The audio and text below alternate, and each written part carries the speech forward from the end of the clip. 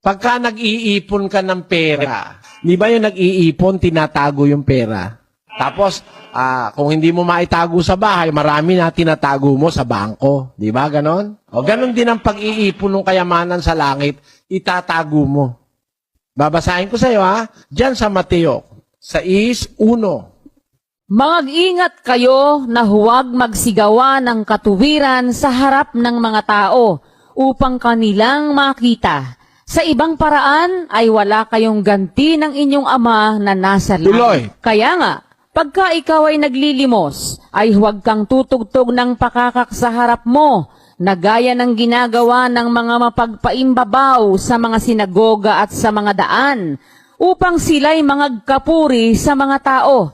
Katotohanang sinasabi ko sa inyo, tinanggap na nila ang sa kanila'y ganti. Datapwat pagka ikaw ay naglilimos, ay huwag maalaman ng iyong kaliwang kamay ang ginagawa ng iyong kanang kamay. Upang ang iyong paglilimos ay malihim, at ang iyong ama na nakakakita sa lihim ay gagantihin ka. At pagka kayo ay nagsisidalangin, ay huwag kayong gaya ng mga mapagpaimbabaw, sapagkat iniibig nila ang magsidalangin ng patayo sa mga sinagoga at sa mga likuang daan, upang sila'y makita ng mga tao.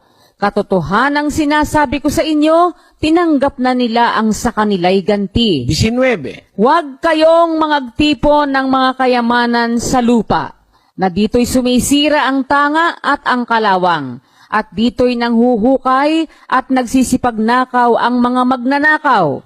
Kundi mangagtipon kayo ng mga kayamanan sa langit, na dooy hindi sumisira kahit ang tanga, kahit ang kalawang, at dooy hindi nanghuhukay at hindi nagsisipagnakaw ang mga magnanakaw. Yan. Kung kukunin mo kapatid sa konteksto ng pangangaral ni Kristo, diyan sa Kapitulo 6, ang ipinatitipong kayamanan, yung mga gawang kabutihan na ipinatatago niya, ayaw niyang ipakita mo sa iba.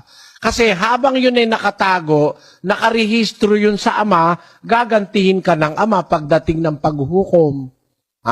Bawa, pag maglilimos ka, wag mo nang ipapakita sa iba, wag mo nang ipapaalam yung ginawa nung kanan mo sa kaliwa. Ibig sabihin, wag kang magtatanyag ng kabutihang ginagawa mo, itago mo lang ng itago. Huwag kayong gagawa ng katwiran sa harap ng mga tao para mapuri kayo at makita. Mas mabuti yung gumagawa ka ng kabutihan, tinatago mo, kinukonsil mo. Pag nananalangin ka, huwag kayong mananalangin gaya ng mga napagpaimbabaw, nananalangin ng patayo para makita ng mga tao. Sabi niya, pag mananalangin ka, pumasok ka sa silid mo at ilapat mo yung pinto. Pag nailapat mo na, manalangin ka sa lihim, ang iyong ama nakakakita sa lihim, gagantihin ka. So lahat ng ginagawa mong kabutihan, pagsunod sa Diyos, tatago mo yon. Nakaipon siya na nakaipon, Diyos lang ang nakakaalam. Nagiging treasures yun in heaven. Diba? Parang yung nagtitipong ka ng pera, wala naman nag-ipon ng pera, nilagay sa gitna ng sala, tapos kinalat doon, wala nun. Ang nag-iipon ng pera, lalagay sa alkansya, tapos tatago sa aparador. Pag hindi nakasya, dadali na sa bangko. At saka merong secrecy law ang bangko. Hindi pwedeng sabihin kahit kanino ng bangko kung magkano na yung ipon mo, malibang pahintulutan mo. Ganon ang pag-iipon ng kayamanan sa langit.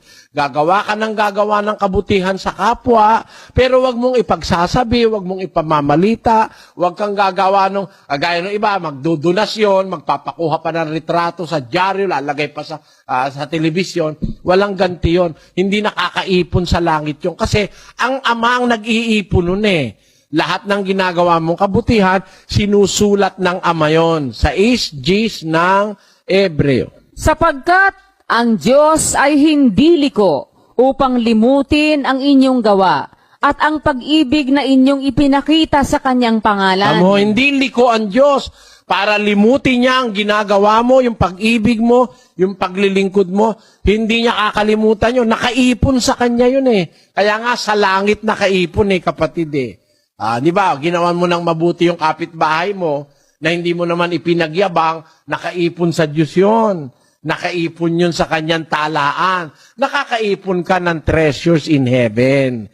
Yun ay hindi nasisira, hindi nananakaw ng magnanakaw, hindi nasisira ng tanga, sapagkat lahat ng iniipon mong kabutihan sa Diyos, natatandaan ng Diyos yun.